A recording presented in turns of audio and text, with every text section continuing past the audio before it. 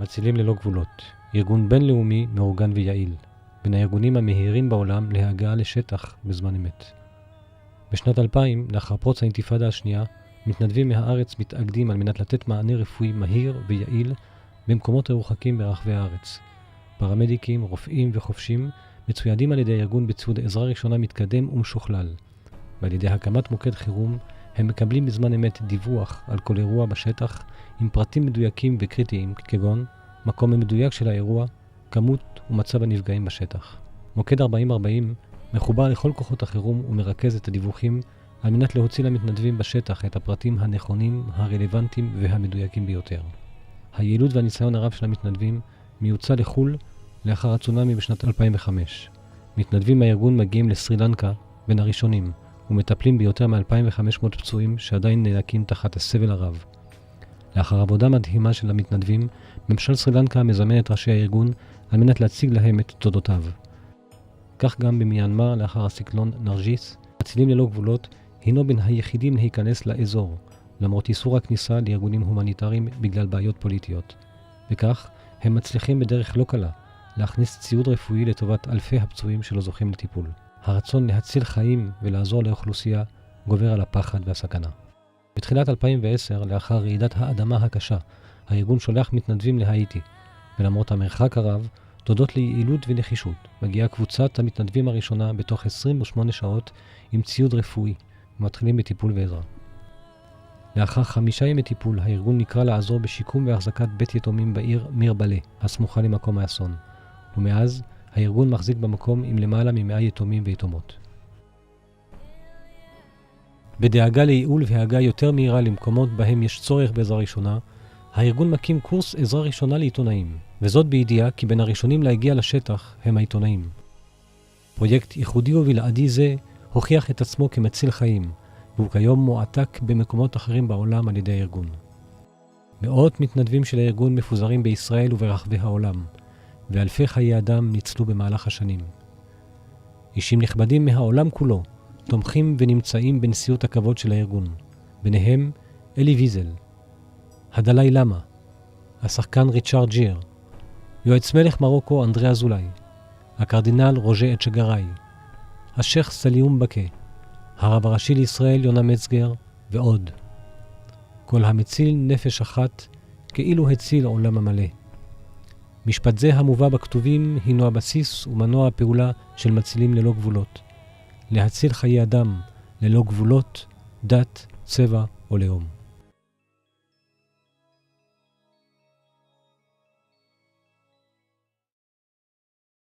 Et dans ce flot de drames, quelques lueurs d'espoir encore. 5 jours après le tremblement de terre, les sauveteurs de toute nationalité qui travaillent sans relâche ont pu sortir encore des décombres. Quelques personnes en vie aujourd'hui.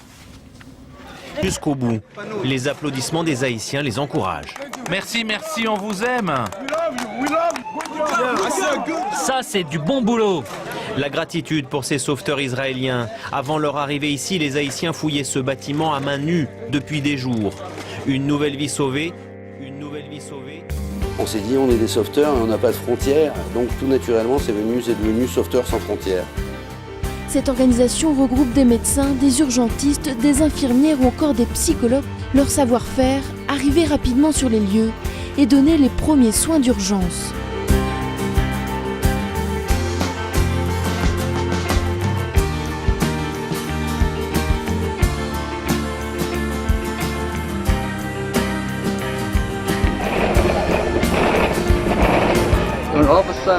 Sylviel a ressenti un coup dans le dos.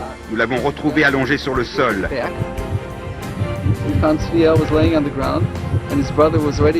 Deux secouristes d'Atsala s'occupaient de son frère. Nous nous sommes penchés sur Sviel. Il y avait 2 trous, un sur la poitrine et un autre dans le dos.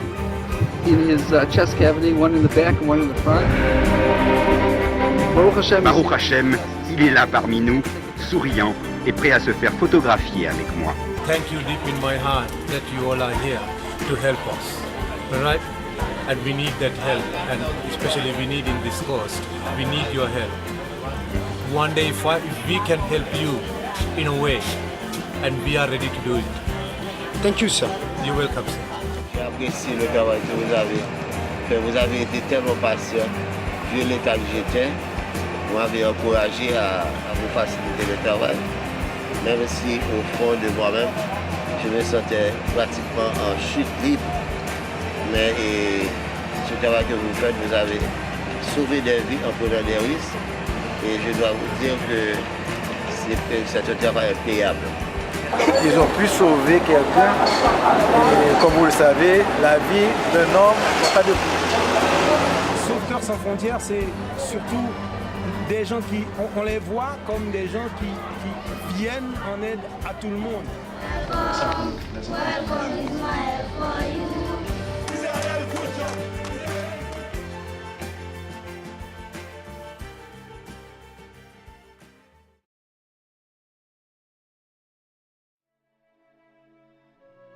Dans chaque village, dans chaque implantation en Israël se trouvent des enfants qui ont perdu un être cher, soit dans un attentat, soit pendant un conflit ou un accident. Ces enfants se referment sur eux-mêmes et ne souhaitent plus avoir de contact avec l'être humain par déception ou peur de les perdre à nouveau. Sauveteurs sans frontières a acquis une forte expérience dans le domaine de la zoothérapie en testant cette méthode de soins dans plusieurs centres d'accueil dans le monde. Aujourd'hui, SSF a décidé d'ouvrir un centre en Israël afin de permettre à des enfants en détresse psychologique de retrouver leur joie de vivre, mais aussi de les responsabiliser en leur apprenant à soigner les animaux.